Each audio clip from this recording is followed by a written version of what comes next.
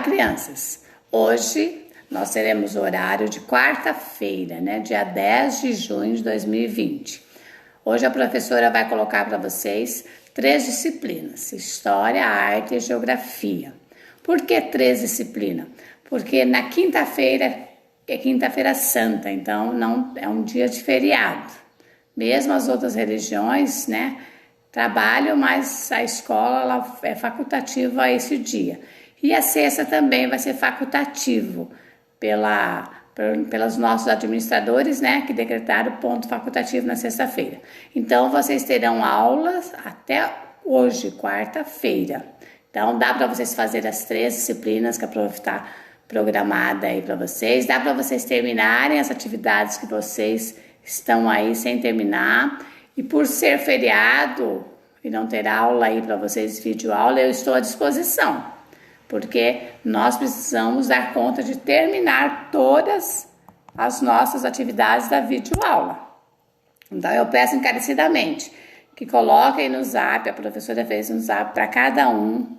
Quem eu não coloquei ainda o nome, me procure no zap, coloque eu lá, né? Eu acredito que estou fazendo um balanceamento, acho que eu já coloquei quase todos.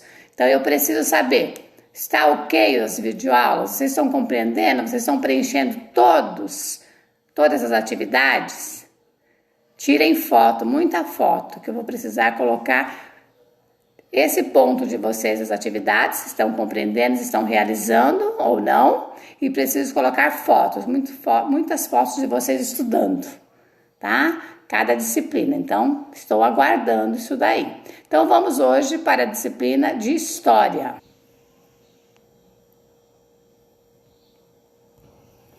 Então, aqui agora nós estamos na página 19, onde nós vamos estudar as fontes históricas. Né? A palavra fontes lá em geografia, vocês estão já bem familiarizadas que as fontes são no mapas, né? De onde ele é retirado, que ano que ele foi produzido. Aqui as fontes históricas vão contar para nós o estudo desse processo histórico. Então, vamos à leitura. Podem fazer uma leitura silenciosa, uma leitura em voz alta, né, para aprimorar a sua própria leitura. As fontes históricas. O estudo dos processos históricos só é possível por meio das fontes históricas, que correspondem a tudo que foi produzido pelos seres humanos em diversos períodos da história. Então, vocês verifiquem bem, né? Em diversos períodos, não foi só agora na história. Né? Nós estamos aí estudando várias ações dentro dessa história.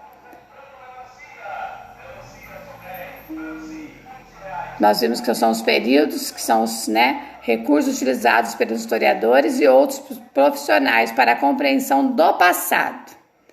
As fontes históricas podem ser classificadas como materiais ou imateriais.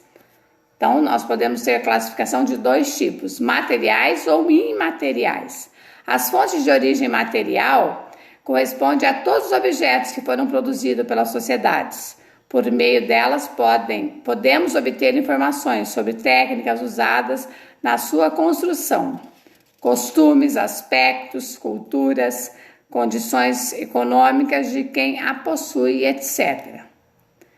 As fontes históricas podem estar em uso ou ser muito antiga, mas existem também as fontes que são consideradas artefatos, ou seja, são vestígios materiais de agrupamentos humanos ou sociedades que não existem mais. Então, que já foi pela história, que já passou por nós e não tem mais existência, mas tem um registro histórico. Então, dentro dessas fontes, né, materiais ou imateriais, e também os artefatos. Então, o que é materiais? Aquilo que você vê, que você pega. Imaterial é aquilo que você tem a imaginação, não tem nada de concreto para você ver. E os artefatos são os agrupamentos, são os objetos que não existem mais, mas tem os registros nos livros de história.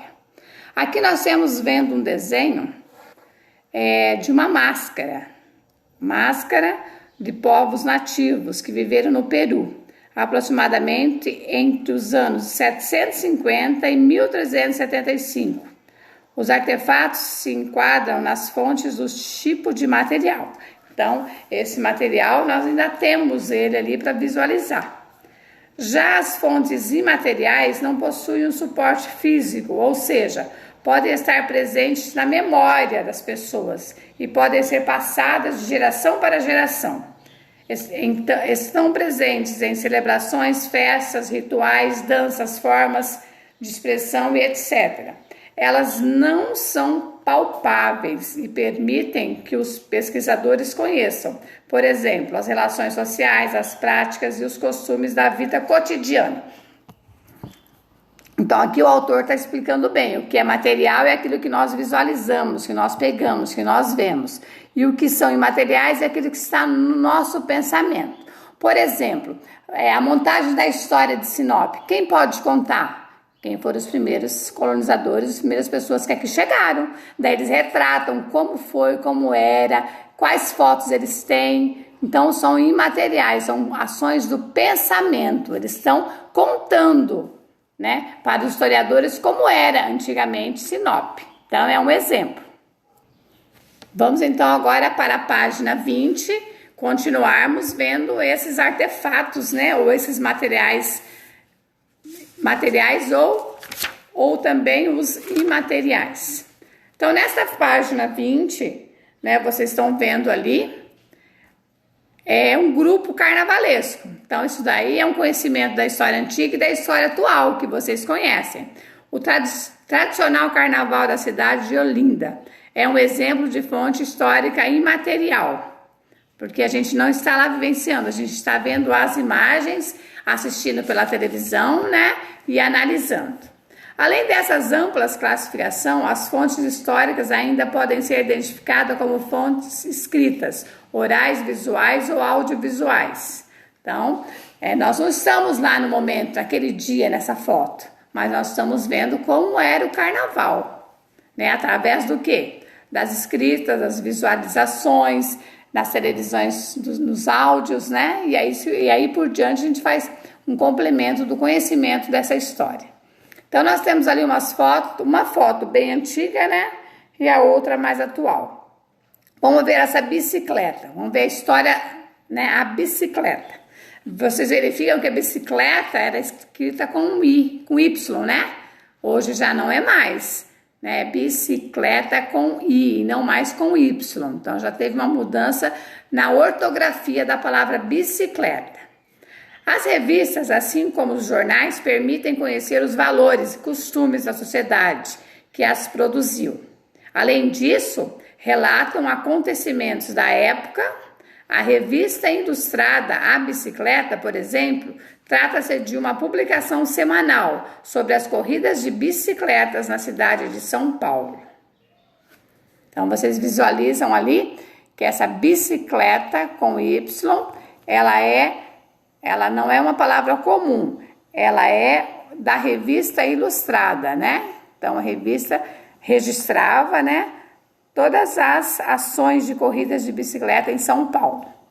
Se nós vamos continuando, a capa da revista ilustrada A Bicicleta, de 19 de junho de 1896, é um exemplo de fonte escrita.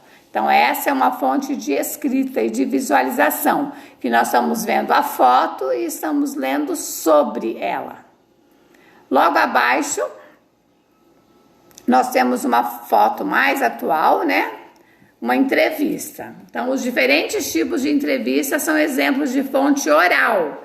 Então, vai lá fazer uma entrevista de emprego. Então, a entrevista é um tipo de recurso muito utilizado pelos historiadores para pesquisar determinados acontecimentos sobre o ponto de vista dos entrevistados, por meio da memória que possuem sobre o tema. Então, a entrevista pode ser uma entrevista histórica, né? Se nós pegarmos os antigos aqui de Sinop e fazermos uma entrevista, né? Produzirmos a entrevista do que ele vai falar, ele vai estar contando para nós os fatos dessa história, né? Dos temas pela qual nós estamos buscando. Então, agora vamos para a página 21.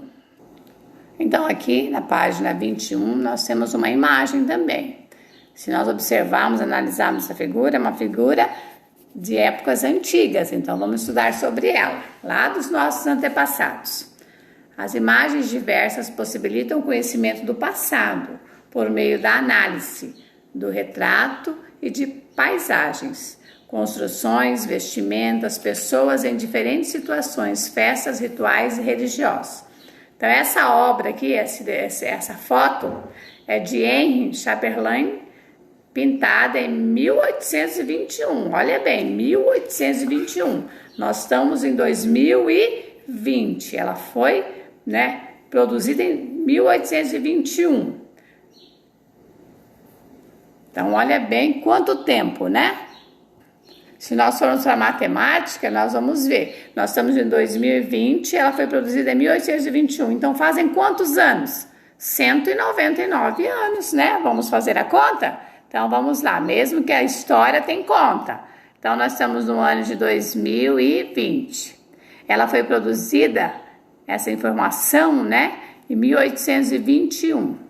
Então, eu vou pegar o ano que eu estou e vou diminuir do ano pela qual ela foi pintada. 0 não dá para tirar 1. Então, eu empresto. Aqui fica 10 e aqui fica 1, né? 10 tira 1 é 9. 1 dá para tirar 2? Não, eu vou emprestar. Mas o 0 pode emprestar? Primeiro, 0 empresta. Aqui fica 10. Daí, empresta. Aqui fica 11 e aqui fica 9. Porque, a unidade precisou de empréstimo da dezena. A dezena emprestou. A dezena precisou de empréstimo da centena. A centena era 0. Então, a centena teve que emprestar da unidade de milhar. Que a unidade de milhar ficou valendo 1, né? 1. E o 10 emprestou para o 1, ficou 11. 11. E o 10 ficou valendo 9. Um empresta para o outro. Então, vamos embora. 11 tira 2 é 9, né?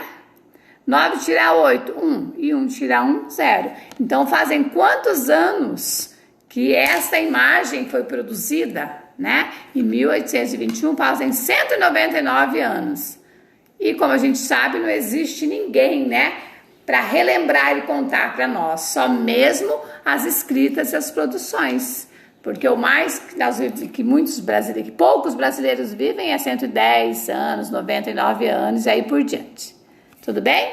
Então, vamos tirar aqui essa imagem. A professora só fez uma socialização do cálculo, porque nós sabemos que as matérias interagem, elas são integradas, Dentro da história eu trabalho matemática, língua portuguesa, arte, geografia e também a história, porque a gente contempla, os conhecimentos. Então, se vocês pegarem também filmes antigos, vocês vão estar vivenciando histórias antigas. As novelas que está repassando também, tem algumas que são bem antigas, Então, tudo é o que já tem no arquivo histórico e a gente pode apreciar. Agora, vem 2 questões. O que são fontes históricas? Então, o que são fontes históricas? Nós lemos ali. São as produções em seus períodos específicos, em períodos diversos, que serve como recurso para os estudiosos, os historiadores, compreenderem o que aconteceu no passado, como era o passado, certo? Então, essa mais ou menos vocês podem fazer a de vocês, mas é mais ou menos a compreensão. O 4, por que as fontes históricas são importantes para os historiadores? Por que será? Por que essas fontes? Será que se não houvesse as fontes, a gente poderia ter informação? Não, Então, essas fontes produzidas através de fotos, através de ações orais ou através da produção escrita, elas são necessárias. Então, como que eu posso responder a pergunta 4? Elas são importantíssimas, porque é aí que os historiadores compreendem o que houve no passado, por meio desses estudos históricos. Então, vocês vão ver bem, Por quê? Por que elas são importantes? São de grande importância, ou são importantíssimas, porque é através dessa compreensão do passado que ele nos informa o que aconteceu nesses fatos históricos. Então, é uma atividade, uma função levando a outra. Agora, vamos para a matéria de arte. Não, a professora se equivocou. Ainda temos a página 22. Vamos pegar a página... Na página 22, vocês têm logo abaixo daquela lupa ali, um caça-palavras. tá? Então, vocês vão procurar no Caça-Palavras, aonde vocês vão ter, né? Encontre os tipos de fontes históricas no Caça-Palavras a seguir. Onde tem a palavra que a história, a parte histórica oral, material que você vê, imaterial que está na memória, visual que você visualiza, audiovisual que você ouve e escrita que está escrita. Então, no Caça-Palavra, bem facinho ali aquele Caça-Palavra, vocês vão achar em poucos minutos, bem facinho mesmo, tá bem? Então, terminando a história, né? Que nós estudamos as páginas 19, 20, 21, 22, encerrando a aula de história, vamos para a aula de arte.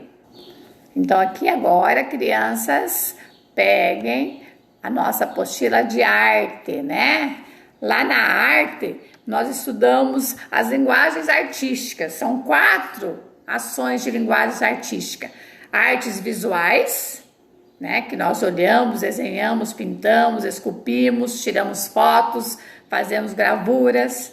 A musical, que é utilizada a voz, né, o corpo. O teatro, que é a apresentação, né, expressões vocal, facial e corporal. E a dança, que também são movimentos pela qual nós articulamos todo o nosso corpo, né, que nos permite o movimento de acordo com a música. Então, agora vamos para a página pela qual nós vamos iniciar, 17 e 18 hoje. Então, nós vamos aí hoje fazer a leitura, é só a leitura e você imaginar e compreender, da página 17, 18 e o início da 19. Vamos fazer somente a compreensão de dessas 4 linguagens, tá? Cada aula a gente faz uma. Porque é só uma leitura? É só uma leitura, mas nós temos que agregar conhecimentos dentro da leitura. Ali, na palavra, né, nos textos anteriores, vem a palavra instalação. Qual que é o significado dela? Dessa palavra instalação. Dentro, né, das ações da arte. Que referência elas nos coloca? Que obras que nos trazem, né? Então, vamos ver o significado da palavra instalação. Então, vamos lá. Instalação, manifestação artística em que o artista organiza um espaço, dentro ou fora do museu, utilizando objetos que criam um cenário. Nele, o espectador pode participar da obra, interagindo com objetos ou observando-os de forma diferente. Então, tudo aquilo que nós já estamos vendo, né? O que é essa instalação na manifestação artística? É aquilo que nós vamos obter, né?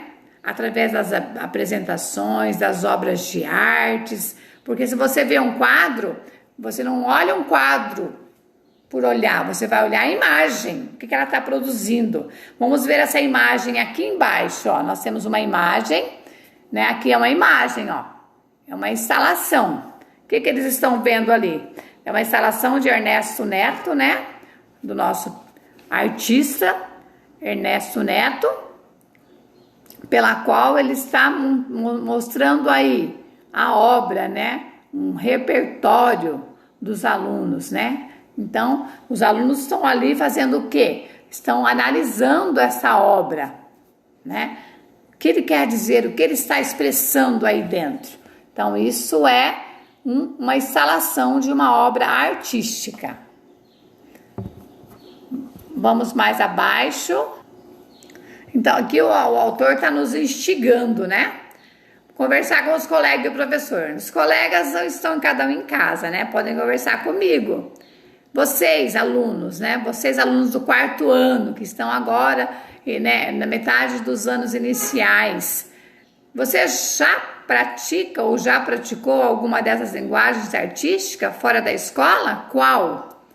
Então, aqui no nosso município é muito pobre, né, nessas ações de arte.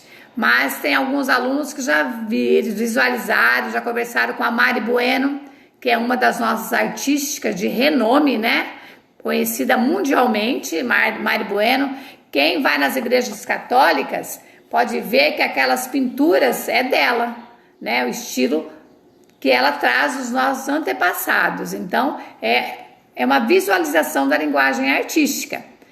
Quem já foi no museu aqui, nós não temos um museu, nós temos ações históricas de Sinop também, que é bem pequeno, mas nós ainda somos pobres nessa ação de artes em Sinop. Tem outras pintoras também que vocês devem ter visualizado algum quadro delas. Você tem vontade de fazer alguma dessas atividades artísticas? Qual? Você quer ser um artista visual, uma arte visual, uma música, um teatro, uma dança? Então você pode imaginar, não precisa de copiar, é só você imaginar, né, aquilo que você tem, o que você quer. Então o que você sonha, né? Que são ali na página 16 aqueles 4 tópicos que a professora já falou e está relembrando. Artes visuais, que são as que nós fazemos para serem apreciadas com os olhos, né? Como desenho, pintura, escultura, fotografia, gravura, cinema e arquitetura. Então nós não estamos ali, nós estamos apenas visualizando e ouvindo. Muitas vezes, né? Porque o cinema a gente ouve. Música é ouvida por meio do som. Nessa linguagem são utilizados instrumentos musicais, a voz, a percussão corporal e objetos do cotidiano. Porque se ele está ali, né, representando uma ópera, um rap, então ele pega objetos daquela realidade daquela música. Teatro. Então, teatro são histórias contadas com os atores e atrizes que vivenciam a história, né, na expressão vocal, facial e corporal. Então, vocês, durante o ano passado, nossa parte diversificada, né, do estudo integral, vocês tinham essas ações aqui, bastante. Visualizavam, dançavam, apresentavam, não, representavam o teatro. E a última é a dança. É a arte em que o corpo se movimenta, de acordo com o quê? Com o ritmo, com a sua articulação, né? Se é dança de dupla, então um tem que estar em sintonia com o outro. Se são danças soltas, a gente tem que estar em sintonia para todos fazerem a mesma performance da dança. Então isso é para vocês sonharem, imaginarem como vocês querem nessa questão aí. Só oralmente. Você tem vontade de fazer alguma? Qual você teria vontade? Agora é para você sonhar, imaginar, colocar a sua imagem do que você gosta entre essas 4 linguagens artísticas. Então agora nós temos a última partinha ali dessa folha. Cada linguagem de arte possui seus elementos básicos, que auxiliam a identificação e mostram as diferenças entre elas. Então vamos conhecer esses elementos na próxima página. Então nós vamos agora visualizar os elementos. Entre aqueles 4 elementos, nós vamos estudar primeiro a música. A música é um dos elementos, vamos estudar ela. Então vamos aqui fazer a releitura. A arte de ouvir e utilizar o som para criar uma obra musical pode ser realizada por meio de instrumentos musicais. A voz, a percussão, o corpo, né, corporal e o objeto do cotidiano. Mas, para se considerar música, esses sons devem seguir algumas regras, que chamamos de elementos básicos da música. Então, veja nessa tabela abaixo, nessa tabela a seguir, o que significa cada elemento e alguns dos instrumentos que realizam a função desse elemento em uma música. Então, aqui agora nós vamos estudar, né, os elementos que necessitamos para fazer uma ação musical, de música, né? De que forma que é esse som? Vamos ler então. Elementos básicos, o que é e os instrumentos. Então, elemento básico, a harmonia. Então, a harmonia. O que é uma harmonia? Quando todas as notas e os instrumentos são tocados juntos, soando em conjunto. Instrumento de cordas, como piano, violão, guitarra. Então, vê bem, tem que ter o quê? Uma harmonia. Harmonia do quê? Da concentração da música, né? Nós não podemos cada um ter um tom musical. Não, nós temos que todos tocarmos na mesma condição de harmonia.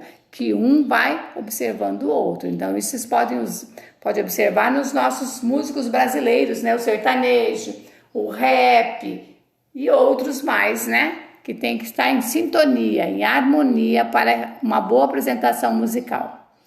Melodia, o elemento segundo é melodia. Organização e combinação das notas utilizadas em diferentes alturas. Então, nós temos ali a melodia do som grave, médio e agudo, né? Então, essas são as melodias das nossas cordas vocais. Então, quais são os instrumentos? São de sopro, flauta, trombone, saxofone e a própria voz humana. Porque tem gente que tem esse dom maravilhoso, né?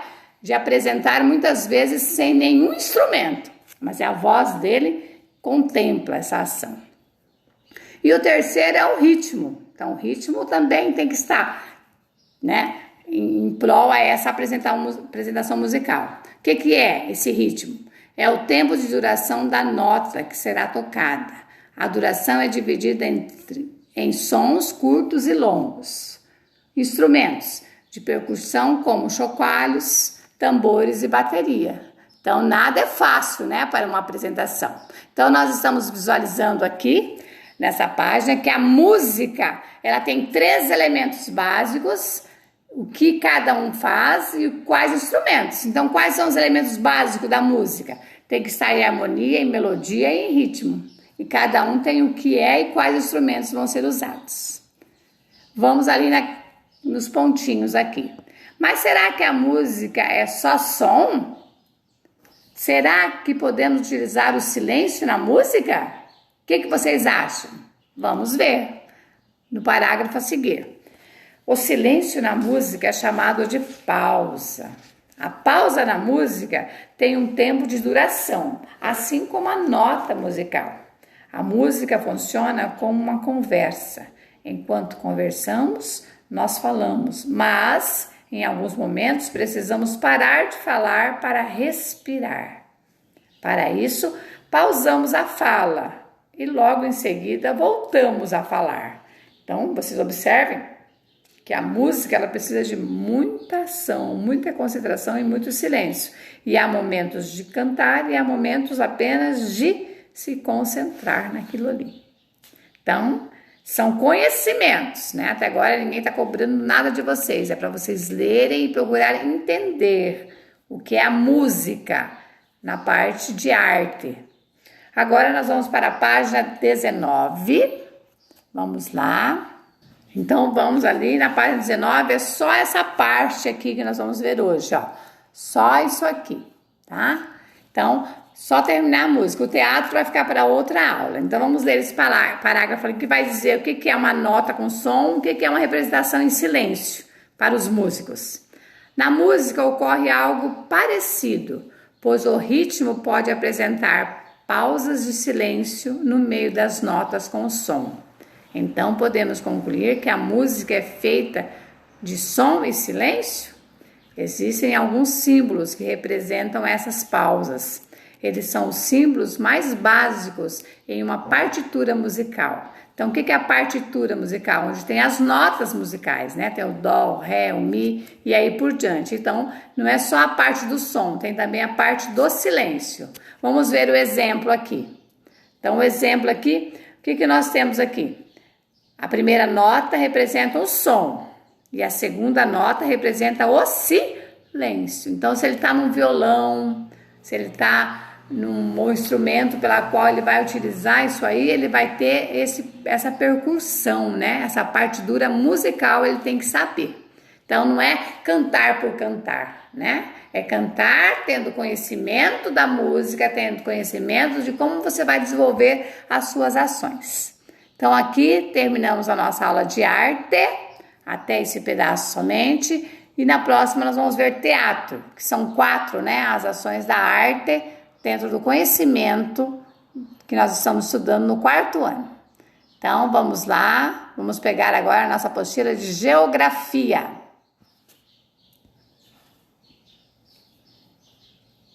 Agora, até a professora deu uma pausa para tomar uma aguinha, né? Então, a pausa é utilizada nas nossas ações também com a voz.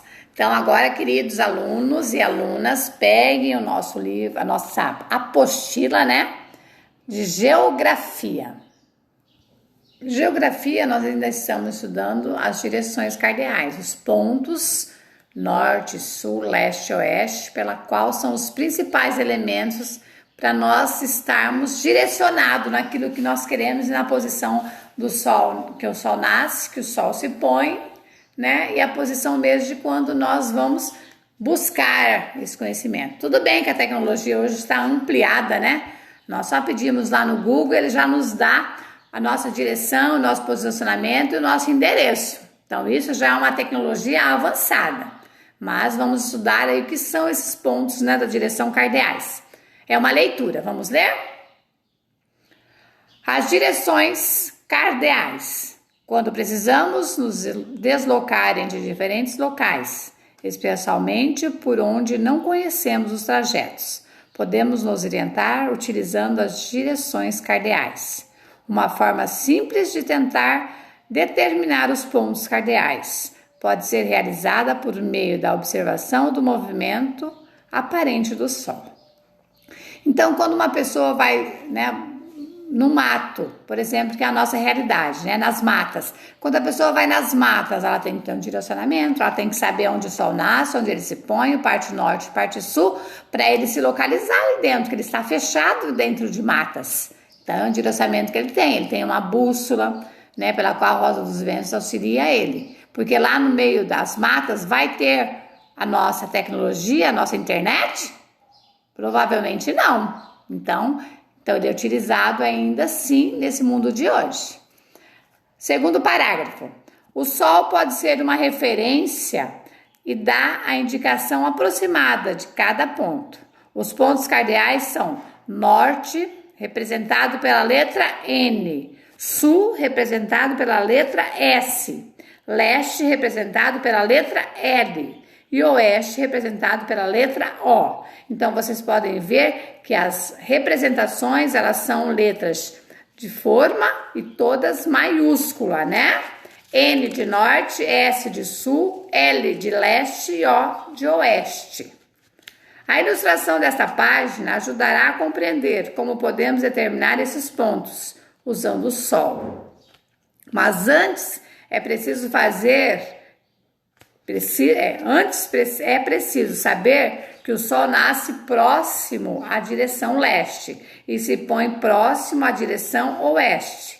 Ou seja, logo de manhã o Sol aparece próximo a leste e ao final do dia desaparece ao oeste, né? Então nós temos que ter esse conhecimento e essa concentração de lateralidade.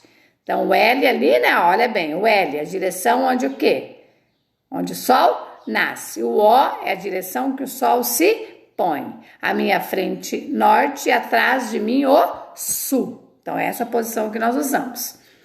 Com isso em mente, um modo prático de descobrir as direções cardeais é ficando de pé e apontando os braços direto para o lado onde o Sol nasce. E o braço direito, né? Para o lado que o Sol nasce. E o braço esquerdo para o lado onde o Sol se põe. Com isso, teremos aproximadamente as direções leste-oeste, como podemos observar na imagem a seguir. Então, ele está aqui se posicionando para estar corretamente sabendo a localização pela qual ele está. Continuamos agora na página 21. Vamos lá.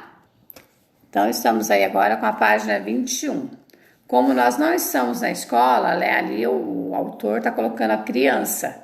Então, né, norte à frente aqui, o leste, o oeste e o sul. Então, leste é onde o Sol nasce.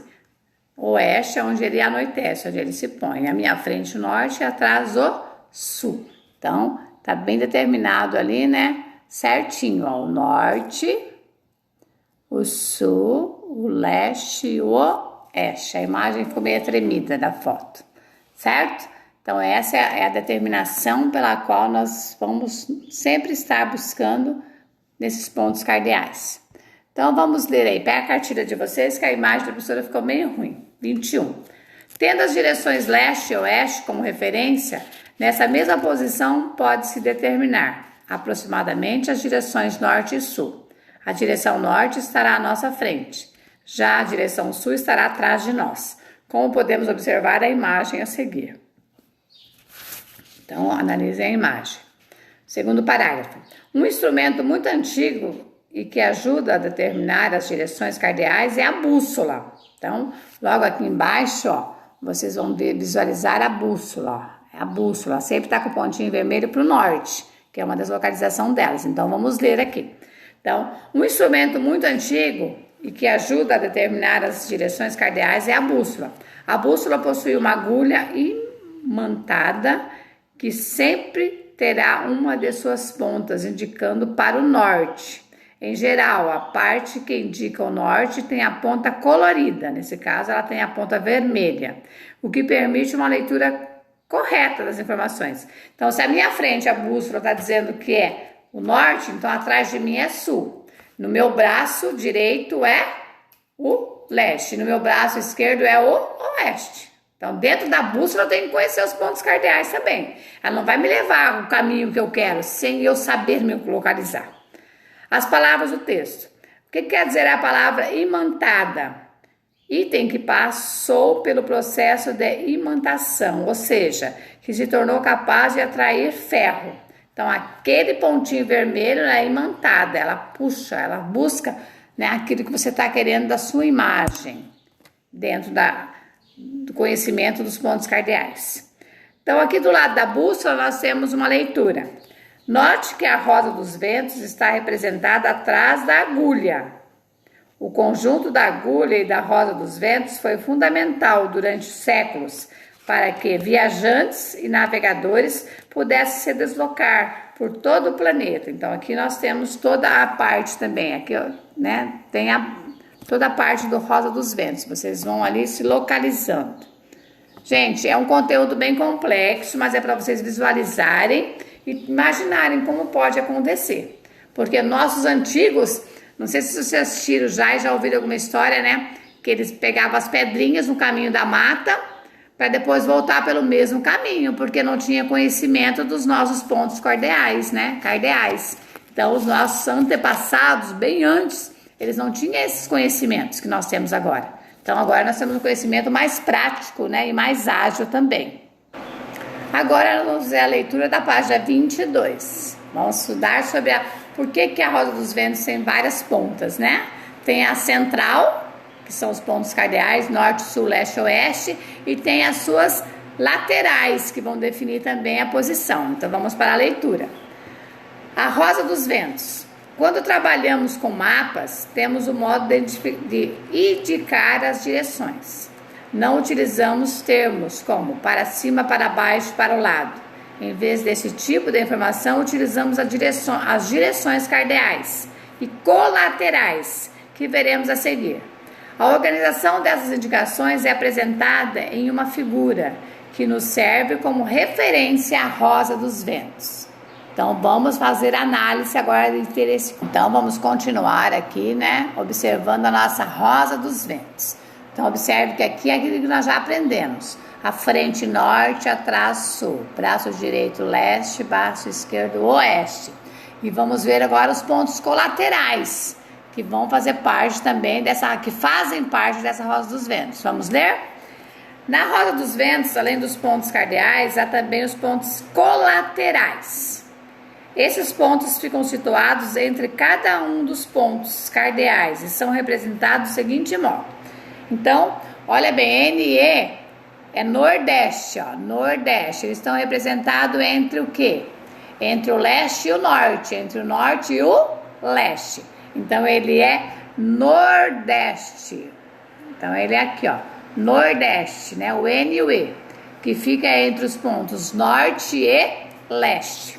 Daí, nós vamos ter o noroeste, que fica entre os pontos norte e oeste, do outro lado, norte e oeste.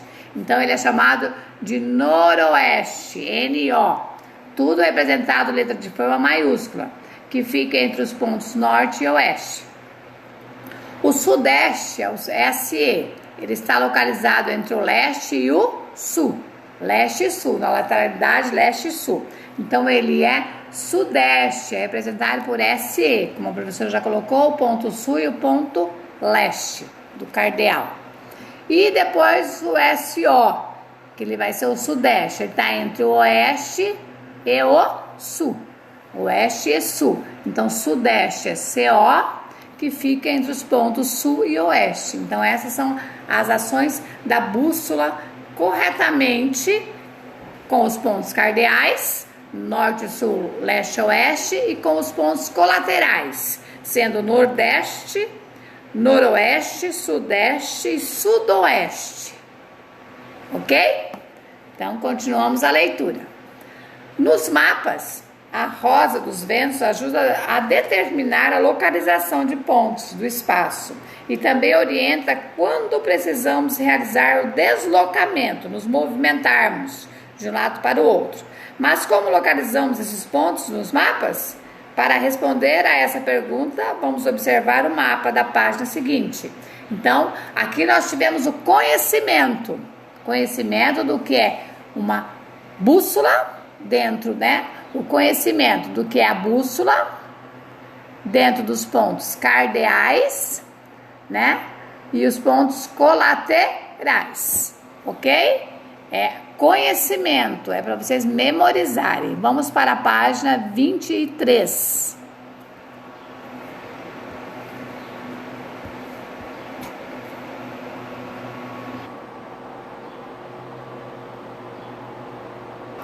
Então, aqui nós estamos na página 23, nós temos ali o mapa do Mato Grosso do Sul, né, que é o nosso estado.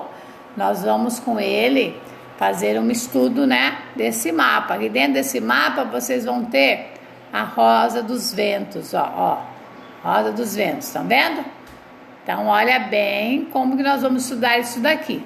Então, aqui nós temos o Campo Grande, Mato Grosso do Sul, porque o Mato Grosso não é Mato Grosso em geral, né? Mato Grosso do Sul e Mato Grosso. Nós estamos no Mato Grosso. Então, aqui nós vamos trabalhar o Mato Grosso do Sul. Então, aqui você tem a rosa dos ventos, aqui tem o norte, aqui tem o sul, aqui tem o leste, aqui tem o oeste. Aqui nós vamos ter, nessa parte aqui, o quê? O que é o NE? O nordeste, aqui o noroeste, aqui o sudeste e aqui sudoeste. Então, é isso que nós vamos estudar aqui dentro desse mapa com as questões a seguir. Vocês vão observar que o mapa tem o índice, que o mapa tem a legenda, que o mapa tem a escala, e aqui dentro nós temos a rosa dos ventos. Então, tudo faz parte. E aqui embaixo nós temos a fonte, da onde ele foi tirado. Então, relembrando, né? Relembrando aquilo que nós já estudamos sobre mapas. Vamos então agora para a questão 7. Você notou que com o apoio da rosa dos ventos é possível determinar a direção dos municípios dentro do estado? Observe novamente o mapa e responda. Então, não é um mapa nosso, que nem a professora falou, não é um mapa do Mato Grosso, porque nós não temos esse mapa do Mato Grosso do Sul e Mato Grosso do Norte. Nós temos, após a divisão, porque era tudo Mato Grosso. Então, houve um período da história que houve a divisão. Então, essa parte que vocês estão vendo é o Mato Grosso do Sul. E o nosso mapa, vocês sabem que ele é bem diferente, né? Que é o Mato Grosso em si. Se um dia for dividido, Mato Grosso do Norte, então nós vamos ficar no Mato Grosso Central, né? Daí vamos ter o centro aqui. Mas, por enquanto, são só estudos e curiosidades. Vamos para nossas questões, então. Dentro dessa rosa dos ventos, que está localizada aqui dentro, né? Aqui dentro da capital de Campo Grande. Campo Grande é a capital do Mato Grosso do Sul. Então, Campo Grande é a capital do Mato Grosso do Sul. Nós vamos fazer esse estudo aqui. Então, vamos ler a questão A. Qual município está ao norte de Campo Grande? Então, qual município está a norte de Campo Grande, né? O que está escrito aqui? Coxim? Então, é Coxim. Coxim né? Na divisa ali. É a divisa do Mato Grosso do Sul com o Mato Grosso. Qual estado está a leste de Campo Grande? Então, a leste, qual que é? São Paulo. Qual país, a C, qual país está a oeste de Campo Grande? Ó, qual país? Ui, ficou muito puxadinho, vamos melhorar isso aqui. Qual é o país que está aqui, né? A oeste de Campo Grande é o Paraguai, que faz divisa com o Mato Grosso do Sul e também o Mato Grosso nosso. Vamos para D. Qual município está ao noroeste de Campo Grande? Noroeste de Campo Grande. Então, onde está o noroeste? Né? Onde fica o noroeste ali, na posição? Noroeste. Noroeste, então vai ser aqui, ó. Como que é o nome desse município? Aquidauana, né? É um nome indígena, se não me falha a memória. Aquidauana. Então, o município que está ao noroeste de Campo Grande é o Aquidauana. O E. Qual município está ao sudoeste de Campo Grande? Né? Ao sudoeste de Campo Grande. Então, vamos visualizar qual está ao sudoeste